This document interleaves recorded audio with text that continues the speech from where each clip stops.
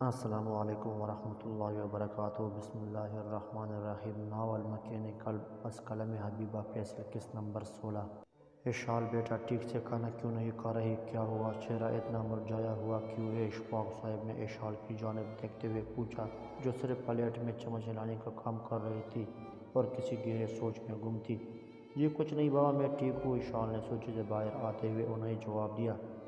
پھر بھی کچھ پریشان لگ رہی ہو۔ خیر، میں اپنے کمرے میں جا رہا ہوں، مجھے نہیں تو کم از کم اپنی بھائی کو بتا دینا۔ وہ یہ کہہ کر کمرے میں چل دیے۔ چلو اشال، کچن میں پہلے کافی بناتے ہیں، پھر لان میں چلتے ہیں۔ اشال مجبوراً اٹھ گئی۔ عبدالہادی نے ہی ان کے لیے کافی بنائی۔ اشال تو بس بیٹھی دیکھتی رہی۔ پھر وہ دونوں کافی لے کر لان میں گھاس پر بیٹھ گئے۔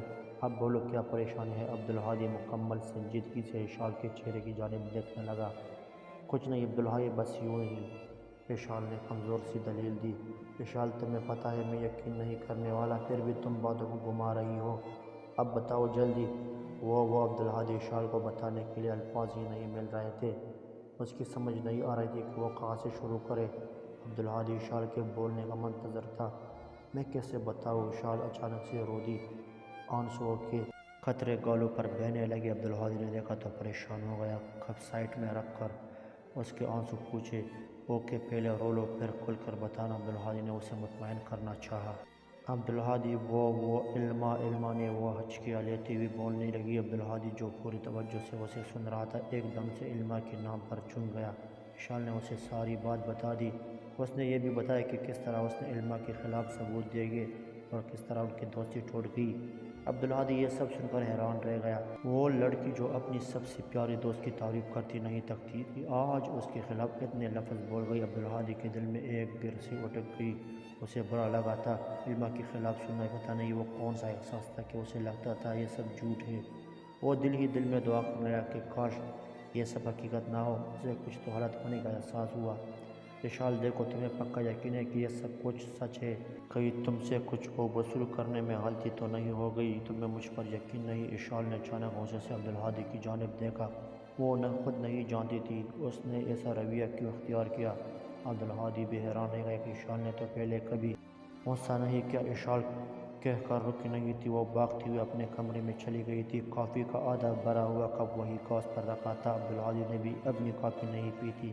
بلا بہن پریشان ہو اور عبدالہادی بے فکر ہو کر کھائے پیے، ایسے ہو نہیں سکتا تھا۔ کافی ٹھنڈی ہو چکی تھی، شاید اس کافی کی طرح اس کے جذبات بھی منجمد ہو گئے تھے۔ وہ کسی گہرے سوچ میں گم ہو گیا۔ اچانک اس کے چہرے کے تاثرات بدلے۔ جہاں کچھ دیر پہلے نرمی تھی، اس کی جگہ سختی اور غصے نے لے لی تھی۔ حمزہ کی آنکھیں سرخ انگارہ بنی ہوئی تھی۔ اس نے غصے سے مٹھیاں بھینچ لی۔ علما ہراساں اسی کے چہرے کے بدلتے تاثرات دیکھ رہی تھی۔ ابھی کچھ دیر پہلے ہی اس کے اصرار کرنے پر علما نے دل پر پتھر رکھ کر اسے ساری بات بتائی تھی۔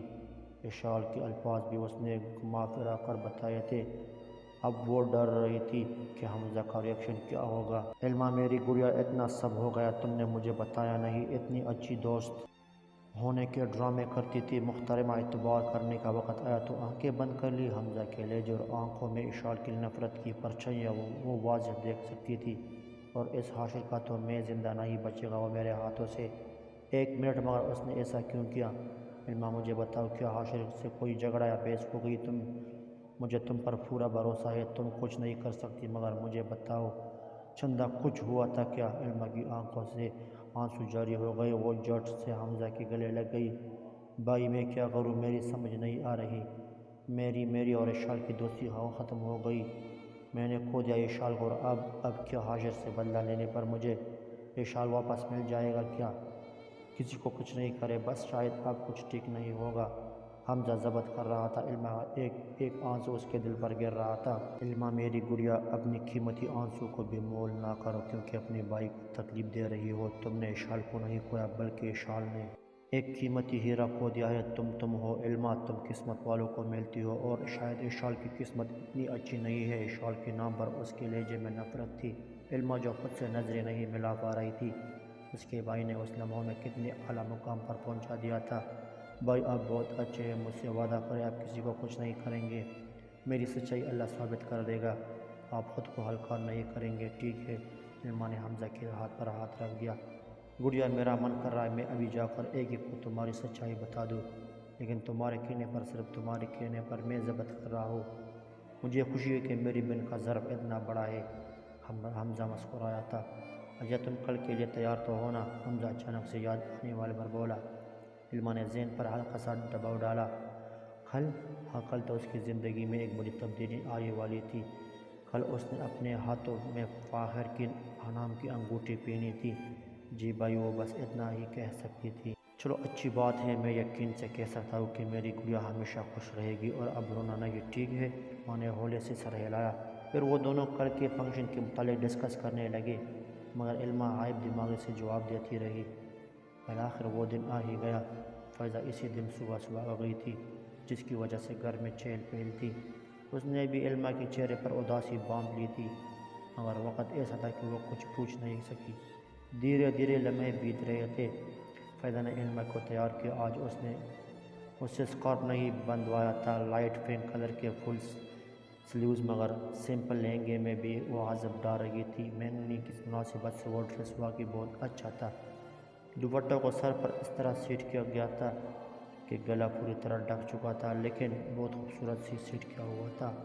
فائزہ نے خود اپنی نگرانی میں بیوٹیشین سے کروایا تھا، ورنہ علما اسکارف کے علاوہ کسی اور چیز پر راضی نہیں ہوتی تھی۔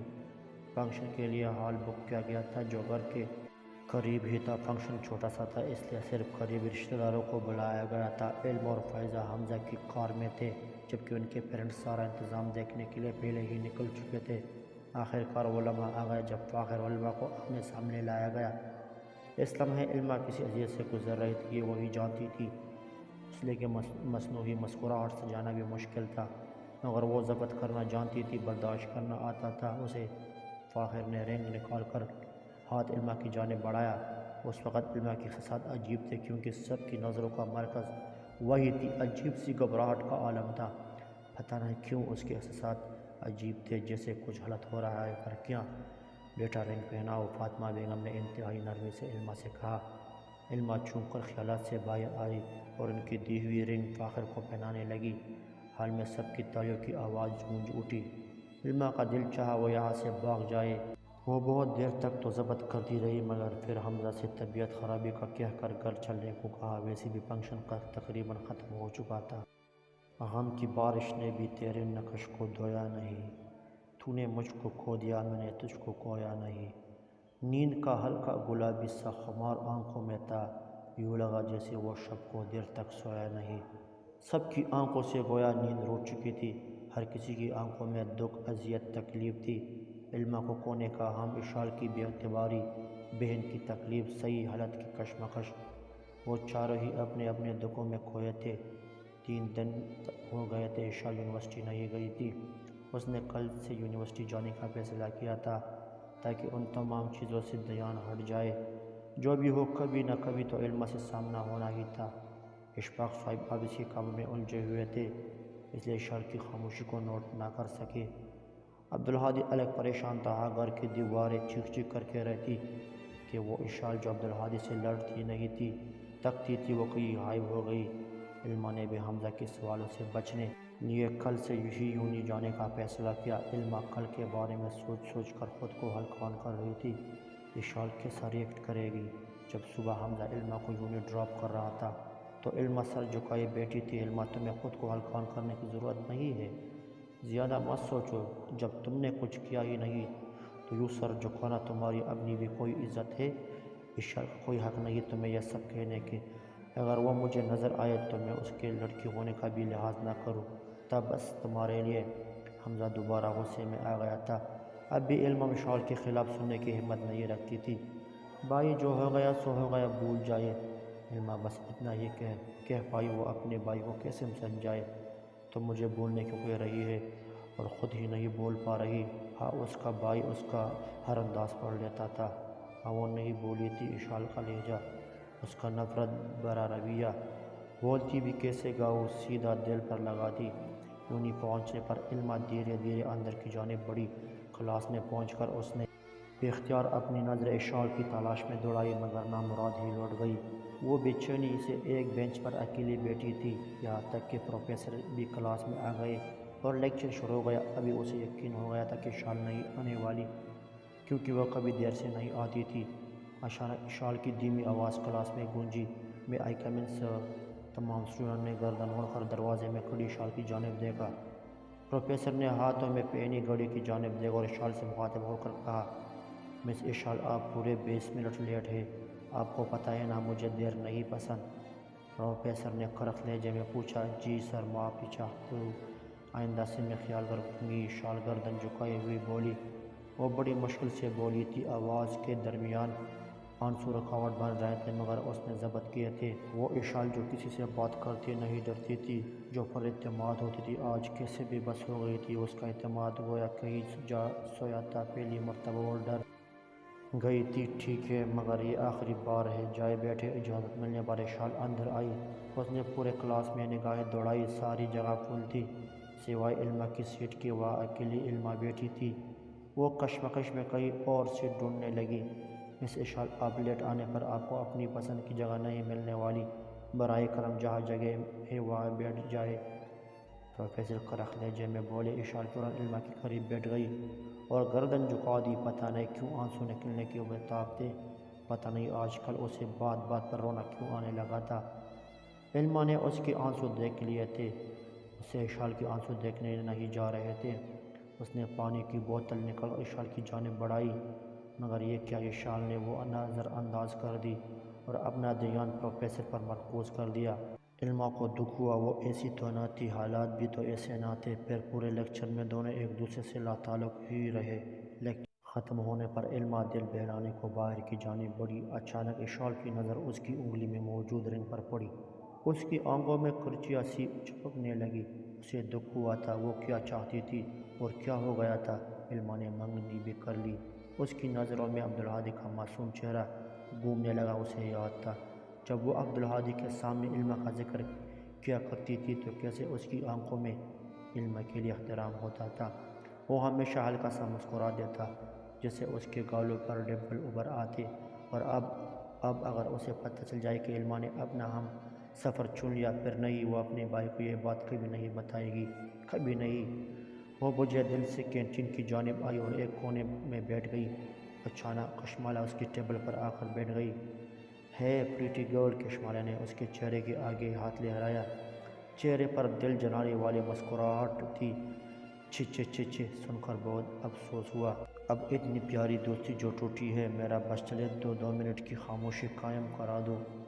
اتنا دکھ ہو رہا ہے مجھے، پتہ نہیں۔ کشمالہ بناوٹی لہجے میں بولی۔ اشال کا جی چاہا کہ ابھی اس محروم لڑکی کا منہ توڑ دے، مگر اب وہ اشال تو کہیں تھی ہی نہیں۔ یہ اشال تو خاموش رہنے والی تھی۔ "اب کیا چاہیے تمہیں، کیوں آئی ہو؟" اشال نے سرد انداز میں کہا۔ "دراصل میں سوگ منانے آئی تھی۔" "خیر، ویسے مجھے بھی یقین نہیں آیا کہ علما ایسی حرکتیں کرے گی۔ میں نے کہا تھا نقاب کے پیچھے کیسے کیسے چہرے ہوتے ہیں، اف!" کشمالہ بڑے مزے سے کہہ رہی تھی۔ "بس!" اشال نے آواز بلند کرتے ہوئے کہا۔ آس پاس کے اسٹوڈنٹس بھی انہیں دیکھنے لگے۔ "بہت ہو چکی تمہاری بکواس، چپ چاپ یہاں سے چلے جاؤ ورنہ میری برداشت کی حد ختم ہوتے دیر نہیں لگے گی۔ مجھے تو تم اچھے سے جانتی ہو۔" اب وہ اور علما کے خلاف کچھ بھی سننے کی سکت نہیں رکھتی تھی۔ اس نے کشمالہ کو کھری کھری سنائی اور وہاں سے چلی گئی۔ دور کھڑی علما کی آنکھوں میں آنسو آ گئے۔ اشال کے جانے کے بعد کشمالہ نے مڑ کر اسے دیکھا۔ اسے یاد آیا، اسی نے تو لی تھی حاشر و علما کی تصویریں۔ "وہ کشمالہ، واہ، تم نے تو کمال کر دیا، کیا آرٹ ہے!" اس نے خود کو سراہا اور وہاں سے چلی گئی۔ علما اپنے اسائنمنٹ مکمل کر رہی تھی کہ اچانک اس کے موبائل کی بیل بجنے لگی۔ اس نے بے دھیانی میں وائر دیکھ کے فون اٹھا لیا اور عادت کے مطابق سلام کیا۔ "وعلیکم السلام!" بھاری مردانہ آواز پر علما بری طرح چونک گئی اور موبائل ہٹا کر نمبر دیکھا، نام نہیں تھا۔ "جی آپ کون؟" علما تھوڑی ڈر گئی تھی، اس نے آج تک اپنے باپ اور بھائی کے علاوہ کسی مرد سے فون پر بات نہیں کی تھی۔ "میں آپ کو ہونے والا شوہر!" فاخر نے شوخ لہجے میں کہا۔ "فاخر، آپ کو میرا نمبر کہاں سے ملا؟" علما حیران ہو گئی، تھوڑی نروس بھی۔ "جی اب آپ کا نمبر تو ملنا بنتا ہے، بس مل گیا۔ کیوں، اچھا نہیں لگا آپ کو؟" "نہیں، ایسی بات نہیں ہے کہ..." علما خاموش ہو گئی۔ اسے سمجھ نہیں آ رہی تھی کہ کیا کہے، پر وہ بولی، "یہ بتائیے آپ نے کال کیوں کی ہے؟" اس کے سوال پر فاخر چونک گیا۔ "کیا مطلب، کیوں کال کی، تمہیں نہیں پتہ کیا؟" "مجھے نہیں لگتا وجہ بتانے کی ضرورت ہے۔ اور ویسے بھی اب کال کرنے کے لیے وجہ کی ضرورت نہیں ہے۔ علما کی سمجھ نہیں آئی وہ کرے تو کیا کرے، وہ بس خاموش رہی۔ اب کچھ کہے گی نہیں، میں کیا کہوں، علما نے بس اتنا ہی کہا، دراصل میں اسائنمنٹ کمپلیٹ کر رہی ہوں، بعد میں بات کرتی ہوں۔ یہ کہہ کر علما نے فوراً کال کاٹ کر دی۔ اس کے ذہن میں یہی ایک سوال کہ اسے نمبر ملا کہاں سے، گھر والوں کی اس کی اجازت کے بنا نہیں دے سکتے تھے۔ اسے یاد آیا، اوف فائزہ تم نہیں سدھرو گی۔ علما پریشان ہو گئی کہ اگر اس نے پھر سے کال کی تو میں کیسے ان سے بات کر سکتی ہوں۔ اوکے، اگلی بار کال آئے گی تو میں انہیں صاف صاف کہہ دوں گی۔ علما خود کو مطمئن کرنے لگی اور دوبارہ کام میں جڑ گئی۔ ابھی کچھ دیر ہی گزری تھی کہ پھر سے موبائل بجنے لگا۔ اس بار علما نے پہلے نام دیکھا، عنایہ کی کال تھی۔ السلام علیکم، علما نے بہتر موڈ کے ساتھ سلام کیا۔ وعلیکم السلام، کیسی ہو علما؟ میں نے بتایا تھا نا، میں خالہ کے ساتھ یہاں گھومنے آئی ہوں، بہت مزہ آ رہا ہے سچ میں۔ اب واپس آنے کا وقت آ گیا تو سوچا تم دونوں کے لیے کچھ لے آؤ، آخر اتنی پیاری دوستیں جو ملی ہے۔ ویسے اشال کیسی ہے؟ اشال کا نام سن کر علما خاموش ہو گئی۔ کئی لمحے ایسے ہی خاموشی چھائی رہی۔ ہیلو ہیلو علما، سن رہی ہو نا؟ خاموشی پر عنایہ اسے آوازیں دینے لگی، مگر علما نے فون رکھ دیا۔ ہیلو علما، ہیلو ہیلو، ٹھن ٹھن کال کٹ چکی تھی۔ کیا پتہ شاید نیٹ ورک نہ ہو، میں تو ان لوگوں سے ملنے کے لیے بے چین ہوں، عنایہ ہاتھ میں فون پکڑے خوشی سے کہہ رہی تھی۔ اسے کیا پتہ تھا کیا قیامت گزر چکی تھی، شاید عنایہ سب کچھ ٹھیک کر سکتی۔ سارے افراد ڈائننگ ٹیبل پر موجود ہیں۔ علما نے یہی صحیح وقت سمجھا اور بتانے کے لیے الفاظ ترتیب دینے لگی۔ سنیں، وہ سب سے مخاطب ہو کر کہنے لگی۔ سب نے چونک کر اس کی جانب دیکھا۔ علما کے چہرے پر سنجیدگی تھی۔ جی بیٹا، کیا بات ہے؟ اسماعیل صاحب نے پوچھا۔ باقی سب بھی اس کی جانب دیکھ رہے تھے۔ مجھے ایک اہم بات بتانی ہے، ممی یہ بات جانتی ہے؟ اس نے مطمئن نگاہوں سے فاطمہ بیگم کی جانب دیکھا۔ وہ سمجھ گئی وہ کس بارے میں کہہ رہی ہے۔ انہوں نے دھیرے سے اس بات میں سر ہلایا جیسے اجازت دے رہی ہو۔ بابا، بھائی، مجھے ہماری خالہ کا پتہ چل گیا ہے بابا۔ علما کے چہرے پر اضطراب اور خوشی کے ملے جلے اثرات تھے۔ ہاں اسماعیل، میری بہن کا پتہ چل گیا ہے۔ فرتی جذبات سے فاطمہ بیگم کی آنکھوں سے آنسو جاری ہو گئے۔ کیا سچ میں بیٹا؟ کہاں پر، کیسے؟ ہماری خالہ بھی ہے؟ حمزہ شوق کے عالم میں تھا، اسے تو کچھ پتہ ہی نہیں تھا۔ ہاں بھائی، اور ہم انہیں جانتے بھی ہیں۔ حمزہ نے چونک کر اس کی جانب دیکھا۔ بھائی، اشال ہماری کزن ہے، خالہ کی بیٹی۔ حمزہ کا ہاتھ جہاں تھا وہیں رک گیا۔ بیٹا، تمہاری وہی سہیلی نا جو اپنی بھائی کے ساتھ یہاں آئی؟ اسماعیل صاحب خوشی سے بولے، جبکہ حمزہ اسے سمجھ نہیں آ رہا تھا وہ کیسا رد عمل ظاہر کرے۔ وہ لڑکی جس کی وجہ سے اس کی بہن ہرٹ ہوئی، جس سے وہ سب سے زیادہ نفرت کرنے لگا تھا، اور ان کی کزن؟ ہاں بابا، وہی اشال، وہی ہماری کزن ہے۔ سچ میں مجھے بہت خوشی ہوئی جب مجھے پتہ چلا۔ علما اس وقت اتنی خوش تھی وہ یہ بھی بھول چکی تھی کہ ان کی دوستی ابھی پہلے جیسی نہیں رہی۔ تو ہم اگلے ہفتے انہی کے گھر جائیں گے۔ ان دنوں مجھے قوم ہے، کیا ان لوگوں کو پتہ ہے؟ نہیں بابا، انہیں کچھ نہیں پتہ، ہم انہیں سرپرائز دیں گے۔ علما کی آنکھوں میں خوشی کے جگنو تھے۔ حمزہ غور سے اس کی ہلکی نیلی آنکھوں کو دیکھ رہا تھا۔ کاش اشال وہ سب حرکتیں نہ کرتی تو شاید میں بھی آج تمہاری طرح خوش ہوتا علما، پر نہیں۔ حمزہ دل ہی دل میں علما سے مخاطب ہوا اور امپورٹنٹ کال کا کہہ کر وہاں سے اٹھ گیا۔ کسی نے اس کا اچانک اٹھ جانا غور نہیں کیا تھا سوائے علما کے۔ پھر فاطمہ بیگم دیر تک اپنے بچپن کے واقعے سناتی رہی، اپنے بہن کے ساتھ گزارے پل۔ دن یوں ہی گزر رہے تھے۔ اشال علما کو ہر بار اگنور کر دیتی تھی، مگر وہ اندر ہی اندر خواہش کرتی تھی کہ وہ علما سے ڈھیر ساری باتیں کرے۔ ہر وقت دل و دماغ میں جنگ چھڑی رہتی اور علما۔ ان دونوں وہ ایک نئے مسئلے میں الجھ گئے تھے اور وہ مسئلہ تھا فاخر۔ وہ اسے کال پر بات کرنے کے لیے فورس کرنے لگا تھا۔ اس نے ایک دو بار کہا بھی تھا، فاخر ایسے بات کرنا ٹھیک نہیں ہے، اب تک میرے نامحرم ہے، ہمارے درمیان جائز رشتہ نہیں کہ ہم ایک دوسرے سے باتیں کریں۔ مگر فاخر ناراض ہو جاتا۔ علما کو سمجھ نہیں آئی کہ وہ فاخر کو کیسے سمجھائے، وہ سمجھنے کو تیار ہی نہیں تھا۔ اور اب تو حد ہی ہو گئی۔ وہ ڈرائیور کے انتظار میں گیٹ پر کھڑی تھی کہ اچانک فاخر کی کار سامنے آ کھڑی ہوئی۔ السلام علیکم، فاخر نے کھڑکی کی کانچ نیچے کرتے ہوئے ہلکا سا سر خم کرتے ہوئے کہا۔ وعلیکم السلام، علما شاک اور پریشانی کی حالت میں بولی۔ چلے آپ کار میں بیٹھ جائیے، میں ڈرائیور کو کال کر دوں گا، مجھے لگتا ہے آپ فون پر کمفرٹیبل ہو کر بات نہیں کر پاتی۔ اس کی بات سن کر علما اور حیرت میں چلی گئی۔ بھلا علما اب کسی نامحرم کے ساتھ جائے گی؟ دیکھیے میں، فاخر نے علما کی بات کاٹی، پلیز اب میں انکار نہ سنو۔ فاخر نے اس کی آنکھوں میں دیکھتے ہوئے کہا۔ اشال جسے ایک ٹاپک سمجھتے ہوئے دیر ہو گئی تھی اب گیٹ سے باہر آئی تھی اور علما کو کسی لڑکے سے بات کرتے ہوئے دیکھ رہی تھی۔ نقاب کی بدولت علما کے چہرے کے تاثرات جان پانا ناممکن تھا، جبکہ وہ لڑکا باتیں کرتے ہوئے علما کا جائزہ لے رہا تھا، جائزہ نہیں تقریباً ایکسرے کر رہا تھا۔ اشال کو خواہ مخواہ غصہ آیا۔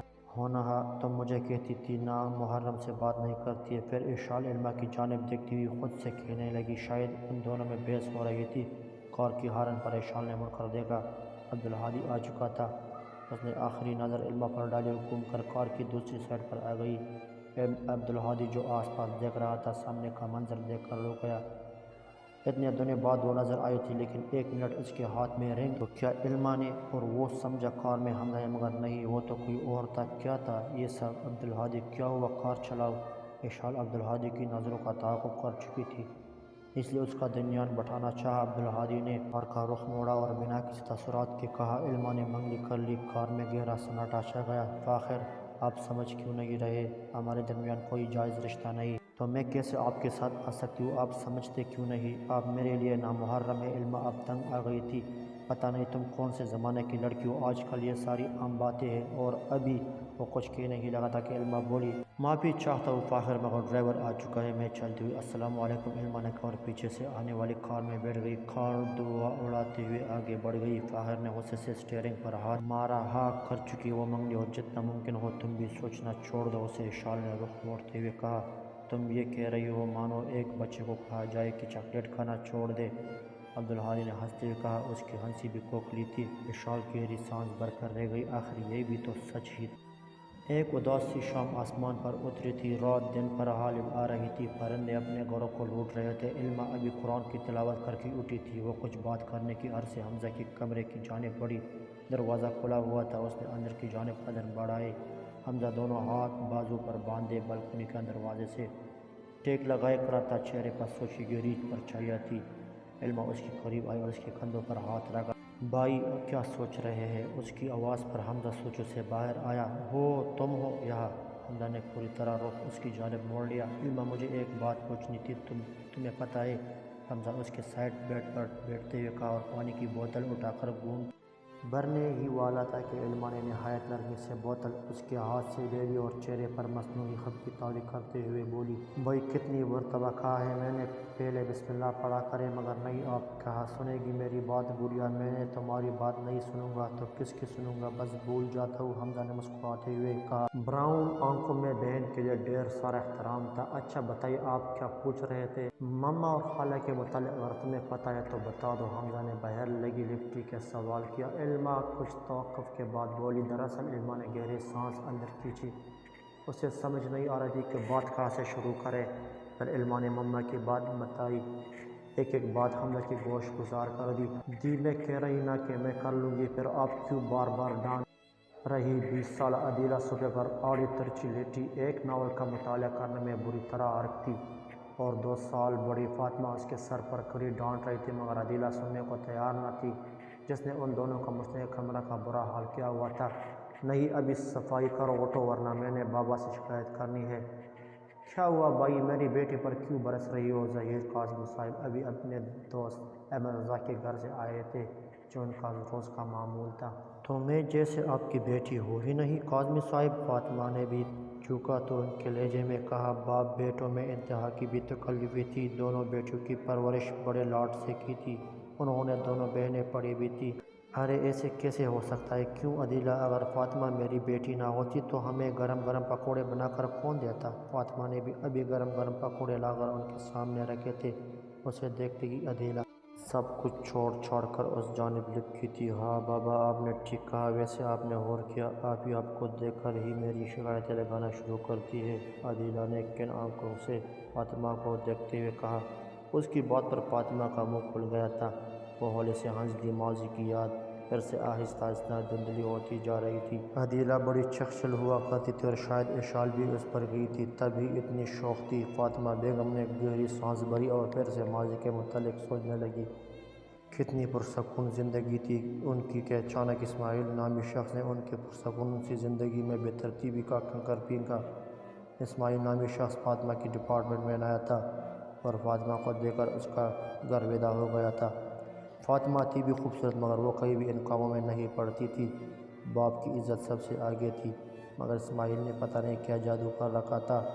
ہاں وہ الگ تھا کیونکہ ان کی نظروں میں ہمیشہ فاطمہ کے لیے احترام ہوتا تھا۔ وہ کبھی سب کے سامنے اسے مخاطب نہ کرتا تھا کہ غلط امپریشن نہ پڑے، ہمیشہ فاطمہ کی عزت کا خیال کرتا۔ دھیرے دھیرے وہ دونوں ایک دوسرے سے محبت کرنے لگے تھے، مگر فاطمہ کو یہ غلط لگا تھا کیونکہ جب تک دو دلوں کے درمیان جائز اور مضبوط رشتہ نہ ہو محبت پاکیزہ نہیں رہتی۔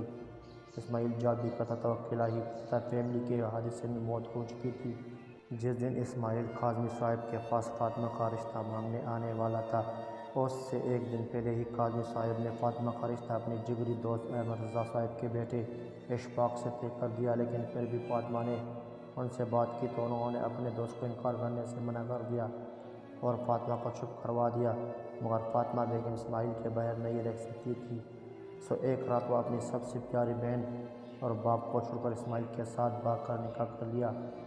یہاں کاظمی صاحب شرم سے نگاہیں نہیں اٹھا پا رہے تھے، مگر ان کی جگری یار نے انہیں کافی حوصلہ دیا اور اپنے بیٹے کے لیے علیحدہ کا ہاتھ مانگا۔ یوں وہ دونوں ایک بندھن میں بندھ گئے۔ نکاح کے بعد فاطمہ اور اسماعیل ان سے معافی مانگنے آئے تھے، مگر کاظمی صاحب نے ان کو اپنے گھر میں بھی داخل نہ ہونے دیا۔ اس وقت آخری دفعہ دونوں بہنیں ایک دوسرے سے مل کر ڈھیر ساری روئی تھی۔ شروع میں عدیلہ بیگم چپ کے بات کر لیتی تھی فاطمہ سے۔ عبدالہادی کی پیدائش ہونے پر انہوں نے تصویر بھی انہیں بھیجی تھی۔ پھر اچانک اسماعیل صاحب اپنی فیملی کے ساتھ ہی اور شفٹ ہو گئے اور اچانک ان کا کانٹیکٹ بھی بند ہو گیا تھا۔ یوں اتنے سالوں بعد اچانک علما نے گویا خوشی کی نوید سنا دی تھی۔ فاطمہ بیگم نے طے کر لیا تھا کہ وہ اس بار بابا سے معافی مانگ کر رہے گی۔ کیا؟ عنایہ منہ پر ہاتھ رکھے پورے شوق سے ہلکا سا چیخی تھی۔ وہ بڑے خوش سی یونی آئی تھی، مگر کسی اسٹوڈنٹ سے علما اور اشال کے متعلق سن کر وہ صدمے میں چلی گئی۔ اشال یہ کیا کر دیا تم نے، آخر کیوں؟ عنایہ خود سے ہی بڑبڑانے لگی، وہ واقعی شاک میں تھی۔ اور علما تم نے آخر سچ کیوں نہیں بتایا؟ اس کا جی چاہا وہ ابھی اشال کو کھینچ کر تھپڑ لگا دے۔ وہ سرخ کے لیے اشال کو ڈھونڈتی ہوئی کینٹین کی جانب بڑھی۔ کہانی جاری ہے۔ مزید اقساط کے لیے ہمارا چینل سبسکرائب کریں اور اپنے دوستوں کے ساتھ ضرور شیئر کریں۔ شکریہ۔